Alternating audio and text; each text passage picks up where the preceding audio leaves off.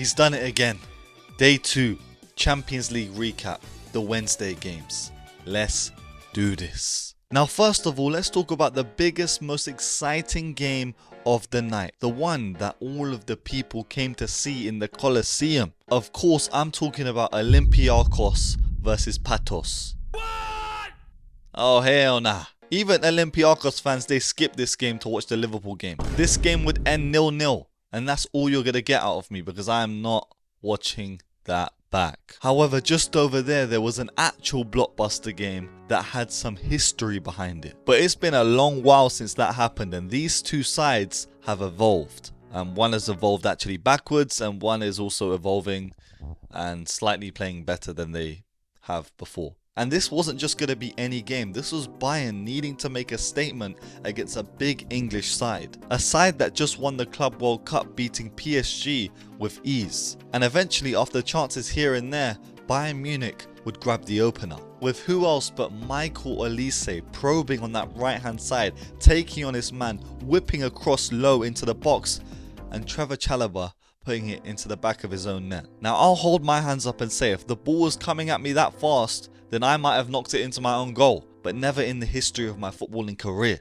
have I been scoring own goals. Trevor Chalobah, have some shame. And no offence, honestly, he's actually been one of Chelsea's better players since the start of the season. Olise celebrated, and honestly he deserved it because he was teasing Chelsea throughout the entirety of this game, showing that he is one of the best right wingers in football right now. With the likes of Saka injured, Olise is stepping into that mould of the top 3 right wingers in football, and he's going with it. This is someone that I've always rated highly, whether you watch my right wingers ranking video, which we're gonna do a reaction on my membership. So if you wanna sub to that, we're gonna go through this and debunk all the crazy takes. But I had him highly rated in that, and also my current wingers in football video, where I just keep on banging on that this guy can be world class. And then in the 27th minute of the game, Caicedo would get hit with the Harry Kane special. This is football heritage and Harry Kane heritage, because this honestly is a legendary move. Caicedo falls for the bait, Kane falls over, and the ref eventually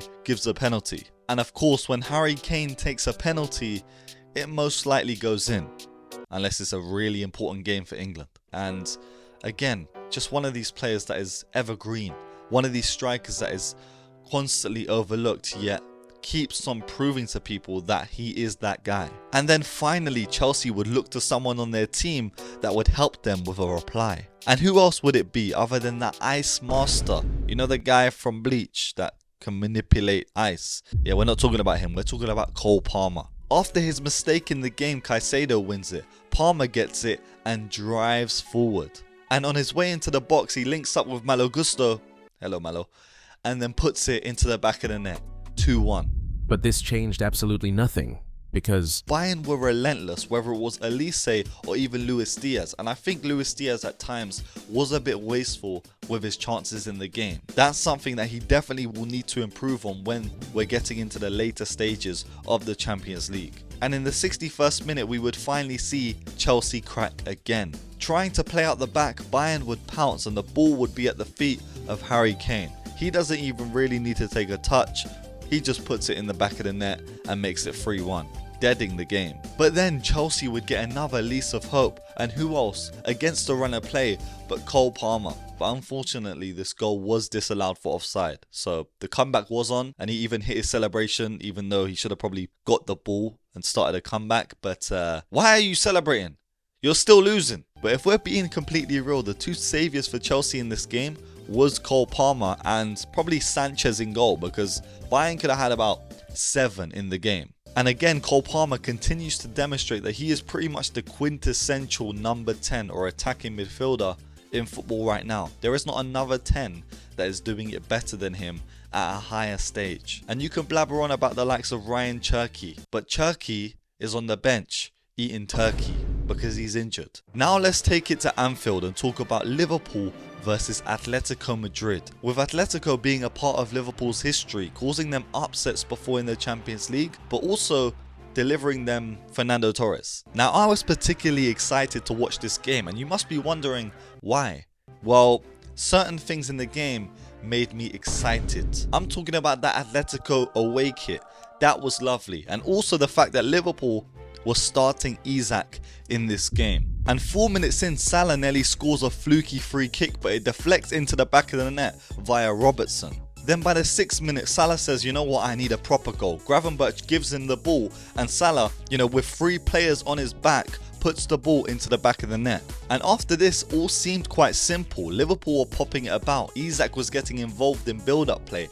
Wirtz was giving it 1 and 2 touches. But then on the stroke of half time, a man that has haunted Liverpool before came again and haunted them again. I could have probably said that better, but Marcus Llorente showed up and scored a goal. A dodgy looking goal would hand Atletico the keys to drive at Liverpool in this second half. And then on the break, the likes of Szoboszlai and Wirtz would get their legs tangled together, but the ball would get played to Salah. Salah, in this one-on-one opportunity with a defender sliding, would hit the post. And honestly, it was just a bit of unfortune. I think because the ball just came to him in such an emergency exit type of way, the defender was already in front of him. He just banged it, and the post, But by the 81st minute, this missed opportunity would eat at Salah's stomach. Because a familiar foe, something like Plankton from SpongeBob with Mr. Krabs, came up and did something to the opposition again. With chaos happening around the Liverpool box, the ball would eventually fall to Marcus Llorente, who would volley it into the back of the net. And this goal would silence Anfield, because Llorente had done this before and he'd done it again. But this time he was looking like a prime Diego Forlan. Did anyone think that while watching this game? What's going on? But then in the 92nd minute, after already threatening from another chance, Van Dijk would come up clutch from a corner. What can't this man do? He is honestly the most goated defender in modern football. And this was just another example of Liverpool never giving up.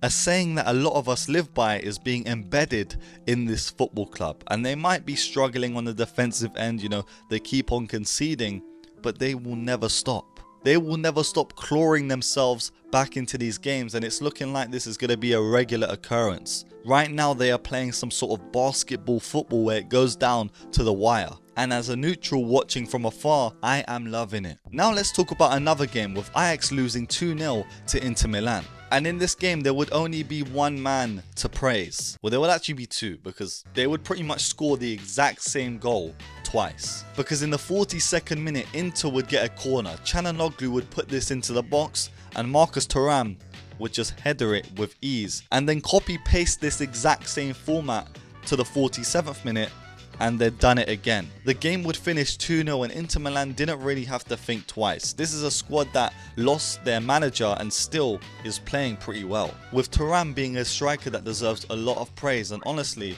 I do hope he moves to another club one day. I would love to see him in the Prem or even in Spain. We also saw PSG wipe the floor with Atalanta. This was beginner mode. This was not a boss battle at all. And it's weird because just the other day we were talking about Atalanta beating Bayern Leverkusen against a run of play 3-0 in a Europa League final. And ever since then, their trajectory has just been on a downward spiral, and maybe it's because the likes of Ademola Lookman fell out with Gasperini before Gasperini left the club. But that's besides the point. That's got nothing to do with this roundup. Let's talk about the game. And in the game, it would only take PSG 3 minutes to break the deadlock. Then in the 39th minute, my favourite goal of the entire Champions League Wednesday, Kavica Kvaratskhelia would get the ball from deep, drifting inside from the right hand flank and just showing the power to drive past multiple players. He was not going to stop, and nobody even tried to get in his way. And this guy then rips the ball from the edge of the box, and it's 2-0. A goal that was just surrounded in themes of brilliance, because Kavica,